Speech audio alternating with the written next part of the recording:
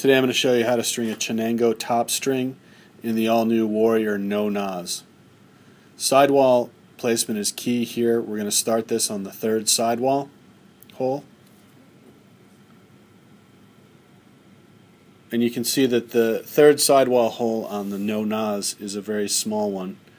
So it takes a little bit of work so that you can double up the string in that sidewall hole. So you can see, pull it through.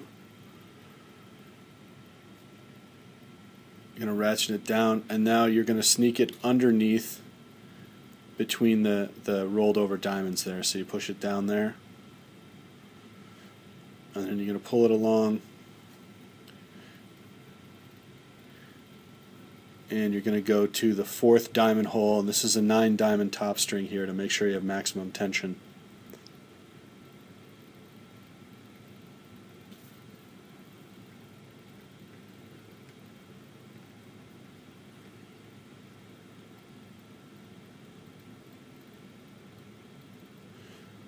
You go through the front and around the back here, and then back through the diamond hole and interlock it.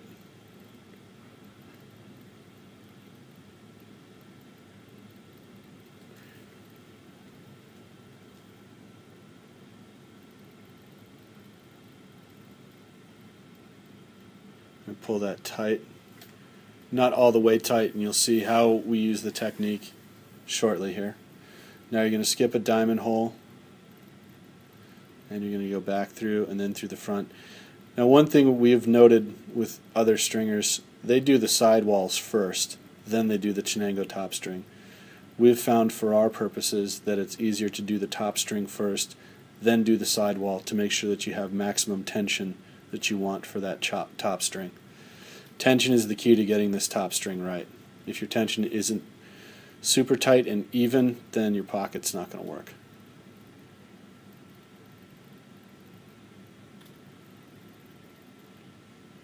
Again, you're pulling it in that channel under the diamonds right there, and you'll see why that's important in a second. And you're going to anchor it through over here. And you got to do it right, because I didn't do it right there. There you go. So you pull it through.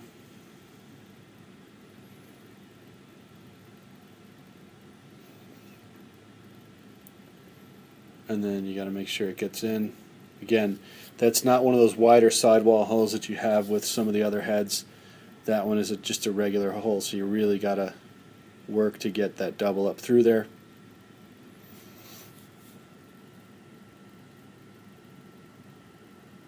I like to use the point of scissors, push the material through, and then you get that little bit there, and then you can use pliers to push it through.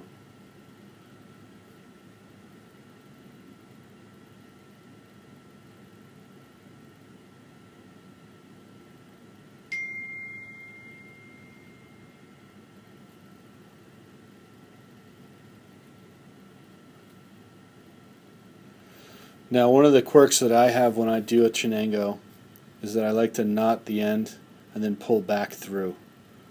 That's how I find that I can get the best tension for this pocket. There are plenty of other guys that do it different ways. This is just the way that works best for us. And you can see now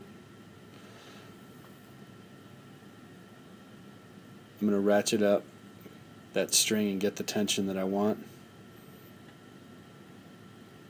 and then I'm going to hold it there to make sure that I don't let it go slack and get it to go back through there.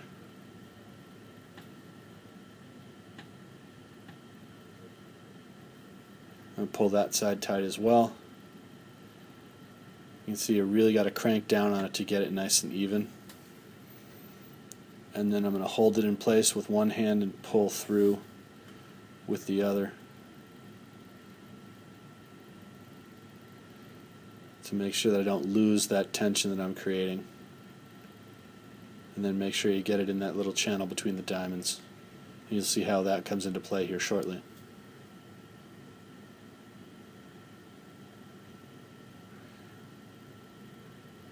I want to get the mesh to lay flat to the sidewall so it's nice and tight. And you can see, first round through, I've got even tension on both sides, and that's the key to this pocket, is making sure that you get even tension on both sides. And take your time with it. Don't rush, because if you rush, you'll just end up with an uneven pocket. Second part of this is the wrap over top. It's not quite I guess it is a barrel roll. What you want to do is you want to go through the diamonds and take that piece of string that's in there and snug it up tight against the top of the diamond. That's going to give you additional tension, and it's going to create that stiffness that you're looking for that's key to this pocket. Now in this case, you'll notice I get it through there and then I go through the wrong one here shortly, which hopefully Joe's going to edit out.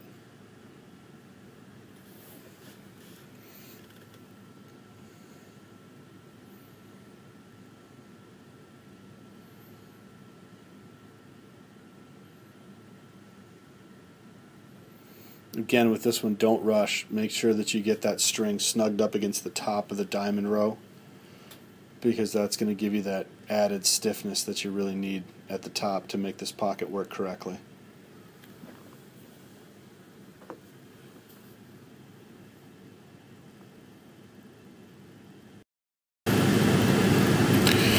And you can see it's creating that barrel rolled effect.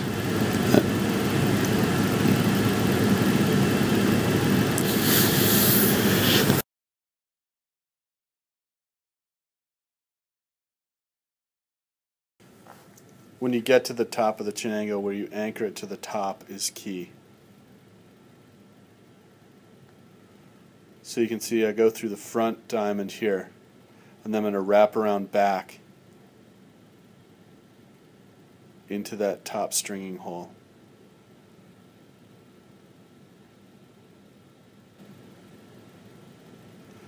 And then I do a wrap around on the stringing hole, come back through the back here. And again, this is all about creating tension for the pocket, which is the key to how you string this. Now you'll see the middle diamond there. What I'm going to do is I'm going to go through, so I'm going to pull that diamond up to create a more pronounced V shape to the pocket.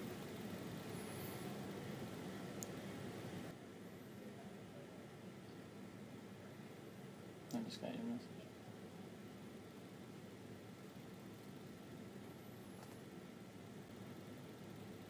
You can see I'm going to pull up on that diamond,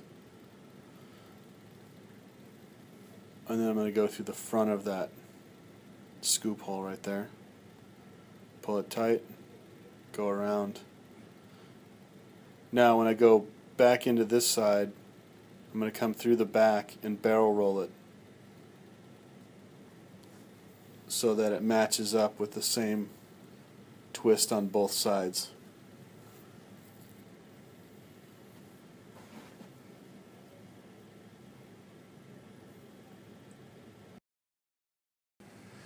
You can see here what I do is I'll knot the end, and again I go back through when I string these just to make sure that I have even tension, especially through the middle.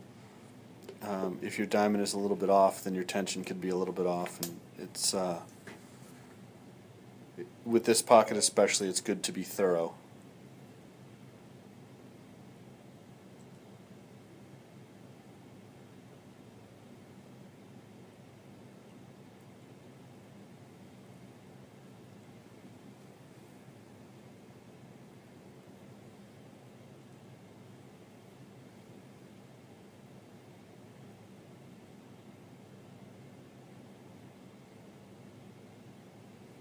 I'm making sure that I have a good pull on that middle knot to make sure that it stays right in the middle. And then I'm just pulling everything back on through, back through the holes. It's one of the things that I like to do to make sure that I get that knot in the middle, directly in the middle, because the tension of the sidewall is going to pull down on it. As I pull it back up through, you can see I want to make sure that I get it nice and even right there.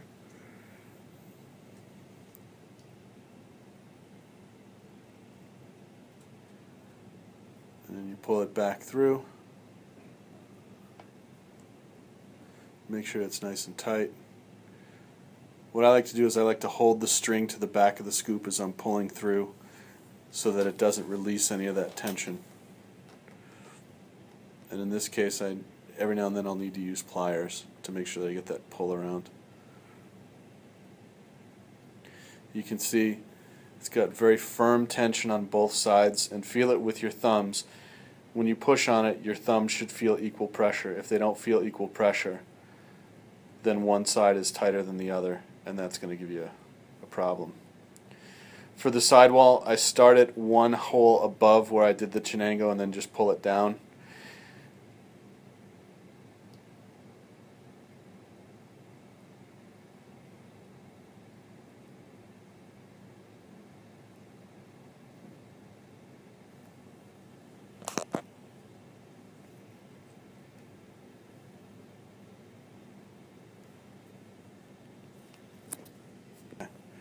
What I'm doing is I'm doing a double up through that first hole. If you don't do that, then the tension that's created creates such a V shape that it hangs onto the ball and it's a tough release point. This is different than stringing a Chenango with a lot of other pockets where there's multiple stringing holes, but on the NoNoz, just like with the NoZ, there's a limited number of stringing holes, so you have to get creative. So that first set of diamonds I did a double up, then I did a single, and now I'm doing a triple up. And again, it has to do with a limited number of stringing holes and being able to get a nice deep pocket with good hold. This is a classic case of having to improvise to get what you want. Normally what you do here is a 3-1. In this case I did a 3-2. So in terms of skip holes, or skip diamonds, it's a 2-1-3-2-1 anchor, which is unconventional from other pockets, but for the NoNoz Chenango it works quite well, and you'll see coming up what that looks like.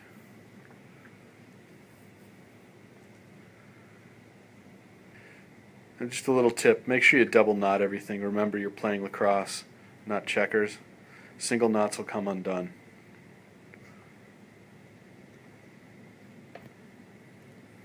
So you get a good look at the sidewall there, starting from the top. Right there you see where the double and the triple are to create that depth of pocket that we really want. And you can see the finished product here is you have a lot of tension at the top, a pronounced V shape, but what you don't want is a V that's so tight that it's going to grab the ball and throw it into the ground, and you'll end up on the end of the bench guarding the water jug. You can see there it comes out nice and smooth. It's got a nice pronounced channel. It's a mid pocket. Now with the shooters, you could elect to go with no shooters if you want. It's got enough hold. In this case we chose to do 2 based on how most people like it. It's got just a slight bit of whip, but overall a pretty smooth release, and it's got great hold when you're cradling. So go out, buy a NoNoz, buy it from us, buy a lot of them. We'd like to retire to Hawaii sooner than later.